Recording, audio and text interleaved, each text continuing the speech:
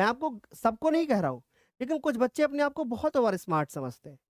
जो चीज़ प्रेज़ेंट में चल रही होती है, उसके आगे की डिमांड करते हैं। आप ये सोचो कि अगर मन को इतना बहकाओगे ना, तो ये मन बड़ी जल्दी बहक जाएगा। और जब मन बहकता है ना, तो फिर जो प्रेज़ेंट में हमारे पास चीज़ें होती हैं ना, हम उसकी वैल्यू नहीं समझ। अक्सर आपने एक चीज़ नोटिस की होगी कि जब अप्रैल से जो चीज़ें आपने अप्रैल में सोची थी, वो चीज़ें कि भाई मैं इतने समय तक अपना ये कर लूँगा, वो कर लूँगा, पर मैं वो नहीं कर पाया। क्यों? मैं आपकी बात कर रहा हूँ। क्यों नहीं हो पाया? क्योंकि आपके मन को आप शांत नहीं रख पाते हो। आपको ऐसा लगता है कि बस मैं एक ही दिन में सब कुछ अचीव कर लूँ।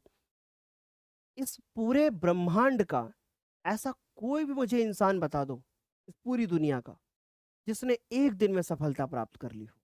जिसने एक दिन में, 1 घंटे में, 2 घंटे में, 24 घंटे में अपने आप को ज़ीरो से लेकर के हीरो बना दिया हो।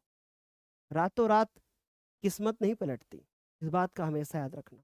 और अगर रातों-रात किस्मत पलटेगी ना बेटा, तो रातों-रात फिर वो किस्मत फिर दूसरी तरह से भी पलट सकती है।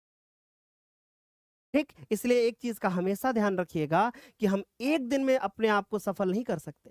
हमें मेहनत करना होगा और हमें तब तक मेहनत करना होगा जब तक हम सफल नहीं हो जाते।